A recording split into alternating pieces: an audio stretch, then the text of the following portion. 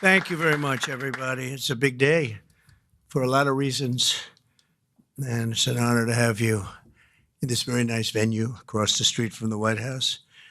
And thank you all for being here as we take a major step to ensure the United States is fully prepared to welcome the world to Los Angeles for the 2028 Summer Olympic Games. Very exciting day of my life when we got nominated and we ultimately got it. And I didn't think I'd be here for the games in this capacity, but it worked out that way. So I'm very happy about that. I had no idea that was going to happen. When we got it, I said, it's too bad I won't be president then, but sort of we took a very circuitous route, didn't we? In my first term, we were instrumental in helping the city of Los Angeles win the bid to bring the Olympic torch back to American soil, and today I will sign an executive order establishing the White House Task Force on the 2028 Summer Olympics, mobilizing the entire federal government to ensure the Games are safe, seamless, and historically successful. It's going to be amazing. I think it's going to be amazing. America is a nation of champions, and in July 2028, we'll show the world what America does best, and that's win. We're winning like we have never won before. You see that all the time. A year ago, we were not a country that was doing well, and now we're the hottest country anywhere in the world. I want to recognize several members of the task force, including our great Vice President, J.D. Vance. J.D., thank you very much. Thank you. Our equally great Attorney General, Pam Bondi. Pam, thank you very much, Pam. Secretary of Homeland Security, Christy Kerr. Christy Kerr. Do you know who Christy Kerr is? She's a friend of mine, great golfer. Christy Noem, she's a better golfer than you. That's the only thing, but you're better at a lot of other things. But I want to thank you for being here, for doing an unbelievable job, really an unbelievable job. FCC Chairman, Brendan Carr. Brendan, thank you. Thank you, Brendan. Doing a great job. White House Chief of Staff, Susie Wiles, most powerful woman anywhere in the world. She's rated the most powerful woman in the world, and I agree with that. And Deputy Chiefs of Staff, Stephen Miller. Stephen, thank you. What happened to Stephen? We never want to miss Stephen. He's an MVP candidate. Dan Scavino, another MVP. James Blair, Taylor Budovich, and Nick Luna. Thank you all. Great group of people. They're going to be very much involved. I also am grateful to be joined by two of Team USA's strongest and fastest competitors, retired gold medalist and gymnast and member of the LA 28 Athletes Council, Nastasha Lukin. Nastasha, how are you, Nastasha? Good. I don't know you, but I've watched you. You're very talented. I would not want to do what you do. This is much easier, believe me. It's incredible what you've done, along with retired gold medal Paralympian swimmer and board member of the U.S. Olympic Committee, Brad Snyder. Brad, thank you very much, Brad. It's a great honor. Thank you. Chairman of the 2028 Olympic Games, Casey Wasserman, a friend of mine for a long time. Casey, thank you very much. Casey, great job. It's going to be amazing. LA's a little bit different place than it was when selected, but we're going to bring it back stronger than ever. I spoke to Casey about that. He said, nope, we're going to make it better than ever. It's going to be something that's going to make it even more important as a Olympic Games. It was an interesting conversation we had as the fires were raging. Is that right? And I appreciated that very much. And CEO Reynold Hoover. Reynold, thank you very much. Thank you very much. Great honor. I also want to welcome the chair of the U.S. Olympic Committee, Gene Sykes. Gene, thank you. Thank you, Gene, very much. And thank him for recently banning men from competing in women's sports. That's a big deal. Thank you very much. It's amazing the way I don't hear any applause for that when everyone feels it. It's a 97, don't worry about it. That's a 97-3. It's not 80-20, it's 97-3. But nobody wants to clap. It's crazy. The United States will not let men steal trophies from women at the 2028 Olympics, so we appreciate the fairness and everything else that you've shown. Also, With us today is LA 28 board member Reince Priebus and also Kevin McCarthy. I want to thank Kevin McCarthy and Reince. Thank you, Reince. And thank you, Kevin. And the LA Olympics is shaping up to be a wonderful moment for America. It's going to be incredible. It's so exciting. And with today's action, I'm directing the Department of State, the Department of Justice, the Department of Homeland Security, the FBI, the Secret Service, the Department of Transportation, and many other departments and agencies to use every tool at their disposal to ensure a fantastic, safe, and beautiful event. In 2028, the Olympics is bringing back our national pastime, baseball. Wow, that's great. With teams playing under the lights at the legendary Dodger Stadium, and it is legendary. It's beautiful, one of the most beautiful. Squash players will go head-to-head inside the world-famous Universal Studios. Triathletes will sprint beneath the sun shining down on Venice Beach.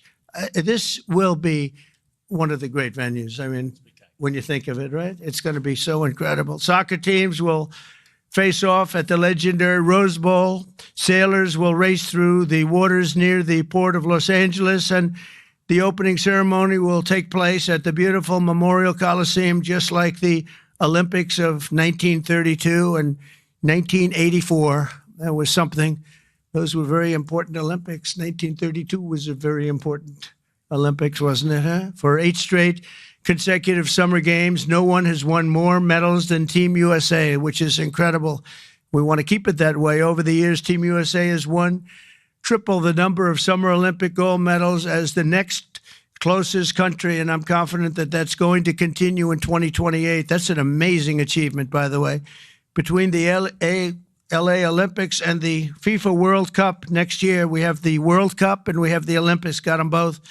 It's a great time to be a sports fan in America. And maybe, I don't want to say most importantly, but it is a celebration of 250 years. We have our 250th anniversary also during the year. And it's going to be between the three of them. I think there'll be no other time that we've ever had in our history like that. So I'd like to ask the LA Olympics Chairman, Casey Wasserman, to say a few words. And I appreciate it very much, Casey. Great job you've done. Thank you very much.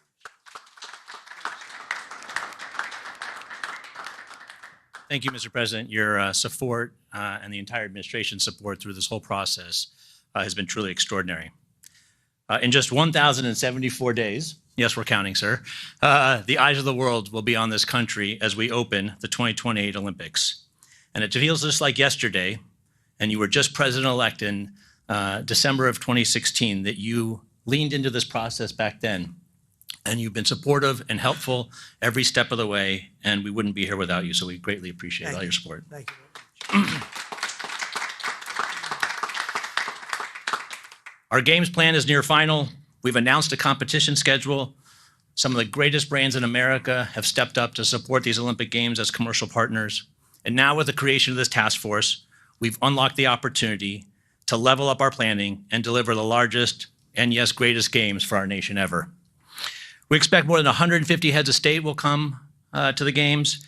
We'll host approximately 11,000 Olympic and 4,500 Paralympic athletes. They'll participate in 800 competitions at 49 competition venues. This will be the equivalent of producing 7 Super Bowls a day, sir, for 30 days. Yeah. But we are now focused more than ever on delivery, and we can't do this alone. I want to thank President Trump and the entire administration for their support and their partnership as we work to bring these games home. These will be truly America's games. We expect millions of fans from around the country to participate and attend events. And for the first time in history, we're going to take the Olympic torch relay to all 50 states. The most states it's ever gone to is 38, but in 2028, we will touch all 50 states. And sir, if you'd like to run on Park Avenue again to revisit history, you're more than welcome. And we're thrilled. But this administration has delivered critical security funding in the recent bill that will be used by local and state agencies and the federal government to make sure that our games are safe and secure and ultimately the best place to experience and be an Olympic fan. We remain incredibly confident in our ability to deliver the greatest games ever, and that starts with the support of this administration every step of the way. Thank you, sir. Thank you.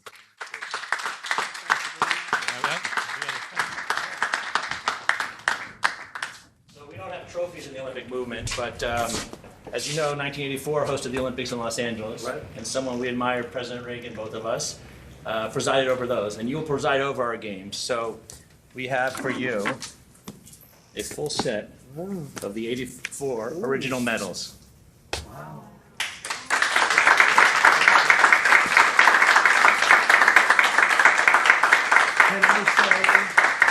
Can I say that I won them athletically? Yes, sir. That would be a great Yes. honor. That's beautiful. Thank you sir. very much. Thank I you very appreciate much. it. Thank Thank you. you. Thank you very much. Appreciate it. You wanna sign Yep. it?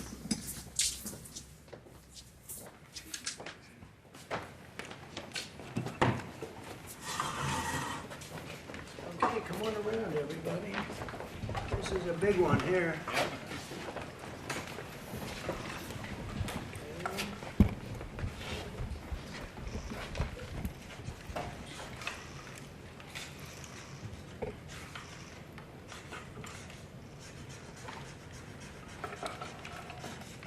Pam, no auto pen.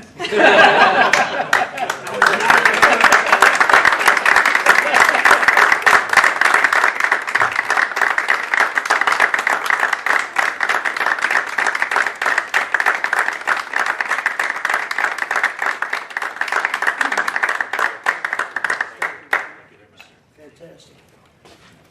Thank you very much. Mr. President, Mr. President, Mr. President, Mr. President, Mr.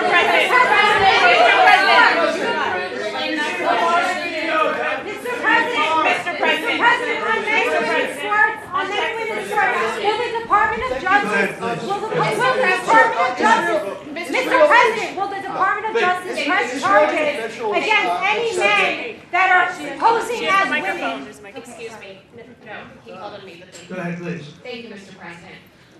Do you still plan to follow through on your threat to impose 100% tariffs on all countries that purchase Russian energy, including China? Well, I never said a percentage, but we'll be doing quite a bit of that. We'll see what happens over the next You did- fairly short period of time.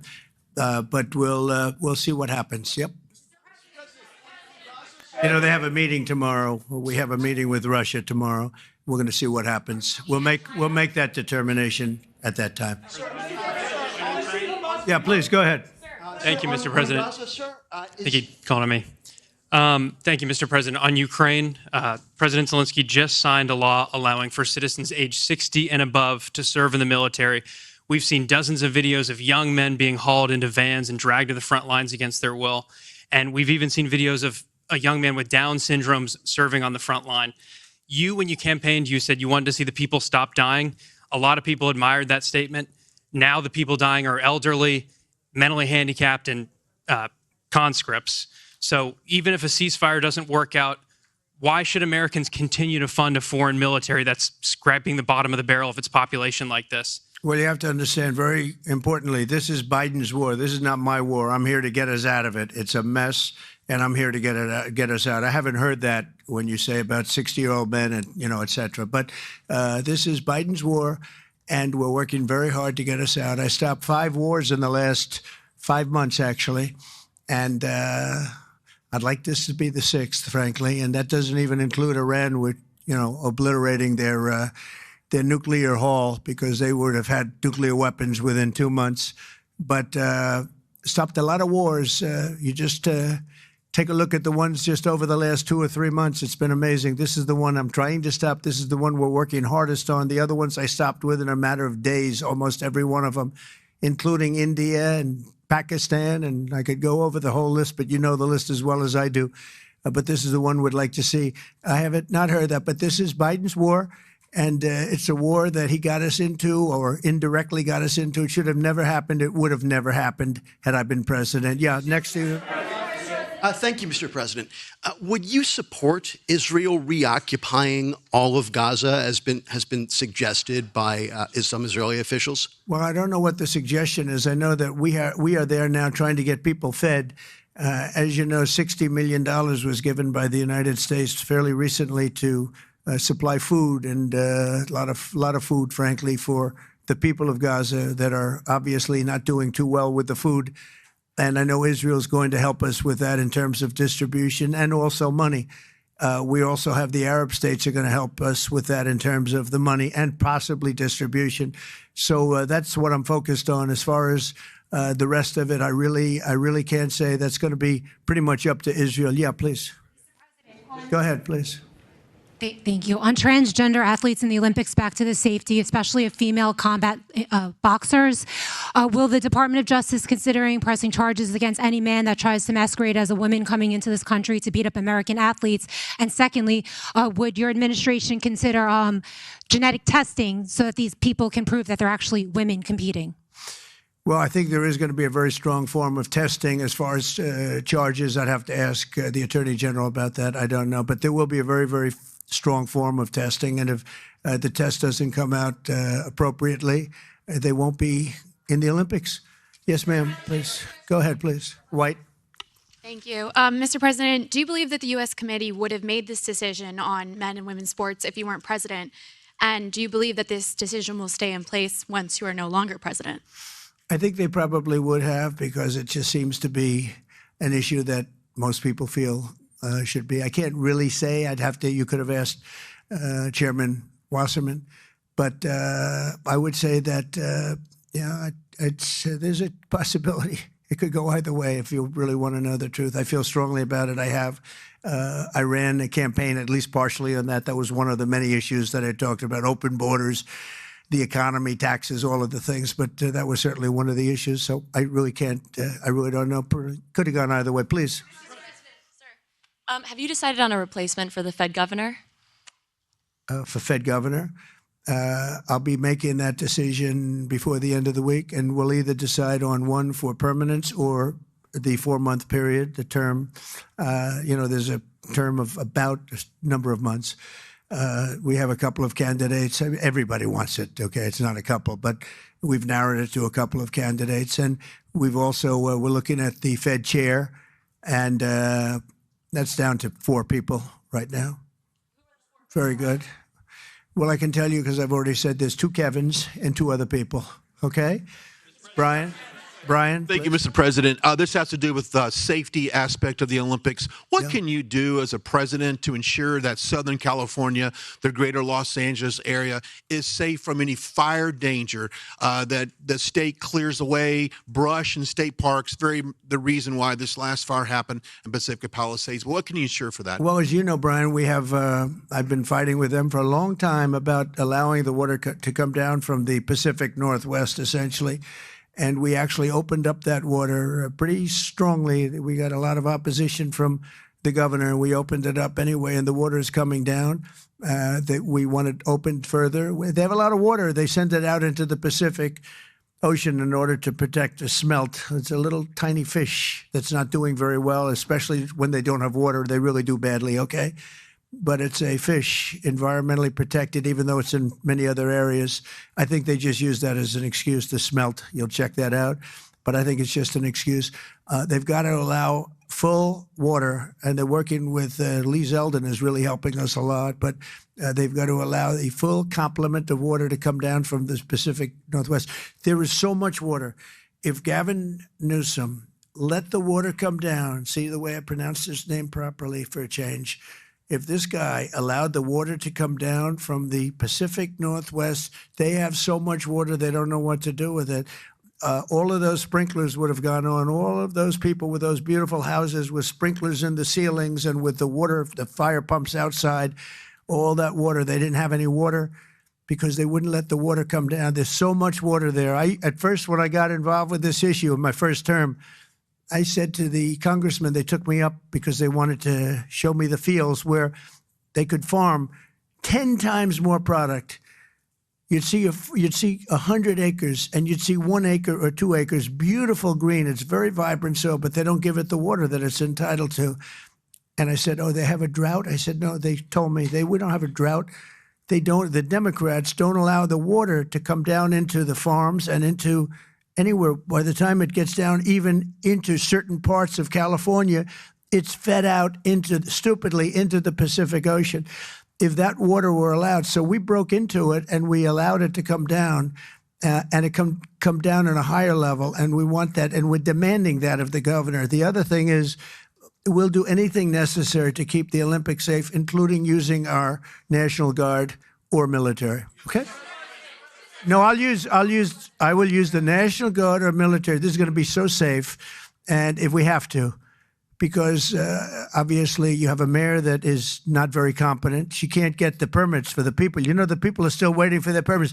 Lee Zeldin got them the federal permit, which is 10 times harder to get, and everybody can build on the federal basis, and that's the hard one.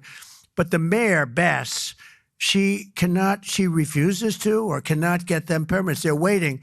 And I was there right after the fires, and I saw all these beautiful people standing by their homes, ready to get in and get to work. And they're waiting for their permits, and they're still waiting for their state permits and city permits. It's a disgrace. It's a disgrace. Redress, yes, ma'am. Thank you, Mr. President. Thank you. India says that the U.S. imports Russian uranium, chemicals, fertilizers, while criticizing their energy imports. Your response to that, sir? I don't know anything about it. I'd have to check, but we'll get back to you on that. Yeah, please. Mr. President, Yeah, go ahead. have you seen the Hamas released video of Israeli hostage Avitar David starving and being forced to dig his own grave in a Hamas tunnel? I have, yeah. I have. reaction? I think it's horrible. I think it's horrible. And I hope a lot of people do get to see it, as bad as it is, because I think it's a horrible thing. Yeah, behind you, please. Mr. President, Yes. can you speak to just how this drop-off in foreign-born workers is going to benefit Americans, and will it force American companies to pay fairer wages to American workers? Well, we want to take care of our American workers, and first and foremost, and that's what we're doing. We also want to help our farmers, because our farmers are producing like never before. We have to help them. And we're working out some very complicated strategies and language. But the main thing that I think I was elected to do is to get the illegals out of our country, who are especially in particular criminals. 11,888 murderers were allowed into our country with Biden's open border policy, with our border czar, who never spoke to the Border Patrol, never went to the border one time. That's Kamala. And think of it. We have murderers. We have people coming in from all countries all over the world, from prisons in the Congo and Africa, from prisons all over South America, all over rough parts of Europe, all over Asia. They're pouring into our country. Not anymore. So we just announced we had our third consecutive month where we were rated 0 people. And these are, frankly, very liberal people that make up these charts. So I don't know what's wrong with them. They seem to not be doing their job for the Democrats. But I'm honored by the fact that they say it. We're very tough on the border. And people can come into our country, but they have to come in legally. So I think that we've done an amazing job, actually. But we have to get the criminals out of our country, murderers, drug dealers, gang members. They emptied prisons into our country. It's one of the reasons, I think, even beyond the economy, it's one of the reasons I got elected. It's really maybe the number one. It was between the economy and that. But, as I said before, our nation is doing really well, but we have to get these really bad people. They should have never been allowed in our country. Open border policy is for fools. We're the only country in the world with an open borders policy, but we don't have that anymore. We had 0 now for 3 months in a row. Peter? Thank you very much, President Trump. Nice to see you got off the roof all right. Yeah. You said this morning that you probably won't be running for a third term. This weekend, Secretary of State Rubio said that he thought J.D. Vance would be a great nominee. You could clear the entire Republican field right now. Do you agree that the heir apparent to MAGA is J.D. Vance? Well, I think most likely, in all fairness, he's the vice president. I think Marco is also somebody that maybe would get together with J.D. in some form. I also think we have incredible people, some of the people on the stage right here. So it's too early, obviously, to talk about it, but certainly he's doing a great job, and he would be probably favored at this point. And on Texas, if Texas redrawing their congressional map would get you 5 safe red seats, means that California, New York, Illinois, and Maryland are all going to redraw their maps to add safe. Well, they'll do it anyway. Is it worth it? Yeah, they'll do it anyway. Why? If we stop over there, they would have done it anyway. Look, a lot of these states, I watched this morning as Democrats are complaining, and they're complaining from states where they've done it, like in Illinois, like in Massachusetts. I watched this lunatic, Pocahontas. She's a total lunatic. I don't know what she's on. She's all jumping up and down like I've never seen anything like it, talking about supporting the communist mayor. And he's not a socialist. He's a communist, okay? This is not a socialist mayor. This is a communist. If you look at any of his policies and go back 6 months, you don't even have to go back further than that. So they want to put a communist in New York. Now, the good news is we have a lot of power over that because we're the ones with the money. We send the money. We don't send the money. It's up to the White House, a lot of power in the White House. But when I watched her jumping up and down, talking about that and supporting the communists, but if you look at what's going on with the redistricting or whatever you want to call it, the Democrats have done it long before we started. They've done it all over the place. They did it in New York. They did it in a lot of different states. But in Massachusetts, so somebody used this as an example today. I was interviewed this morning, and they said, it's pretty unfair. Trump got 40%. I'm not proud of that, but I think I probably got more, but that's okay. I got 40% in Massachusetts, and yet they have 100% of the vote in terms of Congress. So there's no Republican, there's no anything.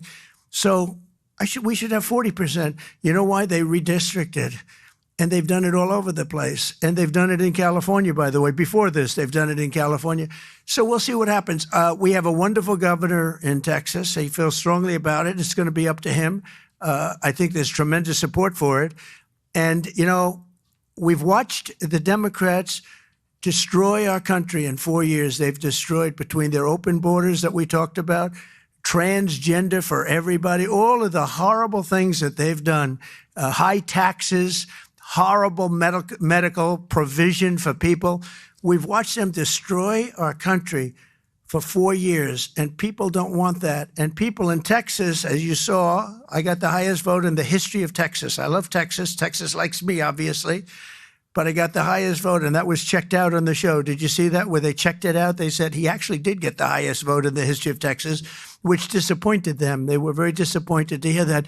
But Texas is a place that's done very well with a free enterprise kind of an attitude, with the exact opposite of what's happening in New York with a communist mayor. And they know what they're doing, and they're doing the right thing. Yeah. Two questions for you. Mr. President, thank you. Texas Senator John Cornyn is asking for your help to force Democrats back to the state and hold them accountable. Do you want the federal government and the FBI to help locate and arrest these Texas Democrats who have left the state? Well, I think they've abandoned the state. Nobody's seen anything like it, even though they've done it twice before.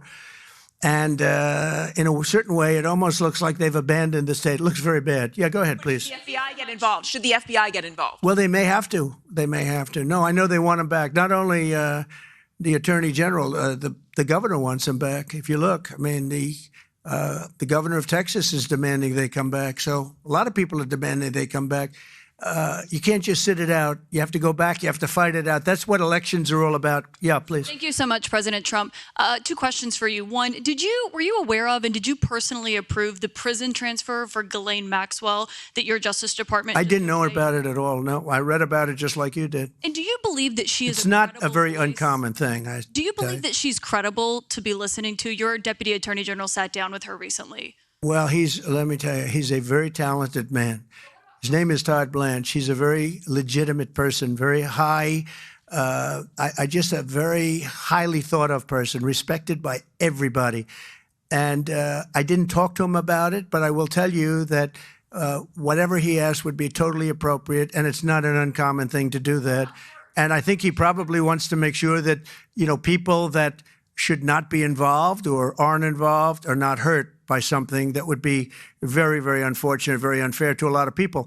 But I will say this, Todd Blanche is one of the most highly respected people you'll ever meet. So I know this. I didn't discuss it with him, but anything he talked about with her or the fact that he did that, not unusual, number one, and most importantly is something that would be totally above board. Please. Yeah, please, go ahead. Thanks, Mr. President. Mr. President, how much more would you like DOGE to cut from the federal government? Well, it's not so much DOGE anymore. And by the way, I have to say that somebody from DOGE was very badly hurt last night. You saw that. A young man who was beat up by a bunch of thugs in D.C. And either they're going to straighten their act out in the terms of government and in terms of protection, or we're going to have to federalize and run it the way it's supposed to be run. But it's not a question of DOGE. We have great people, secretaries and all, working with DOGE and cutting with I said with a scalpel as opposed with an axe. They're cutting with a fine-tooth comb, and they're getting rid of people that aren't doing their job, or bad people, or bad things, bad policy, et cetera, et cetera. And I think we've been very successful in that. And there's more cutting to do, but there's also more getting. We want smart people in government. Our country is doing great. I think we are doing probably, maybe in many ways, better than we've ever done before. You know, we're taking in trillions, not billions, trillions and trillions of dollars from other countries who, for years, took advantage of us. They took advantage of the United States like we were children, and that's not happening anymore. Now they're paying a lot of money, and they're paying hundreds of billions of dollars. Individual countries paying hundreds of billions of dollars. You're seeing what everybody else is seeing. And we have a lot of things we can do. You know, one of the questions asked of me this morning is, are you going to make a dividend to the people? And the purpose of what I'm doing is primarily to pay down debt, which will happen in very large quantity. But I think there's also a possibility that we're taking in so much money that we may very well make a dividend to the people of America. Thank you all very much. Thank you. Thank you very much. Thank you.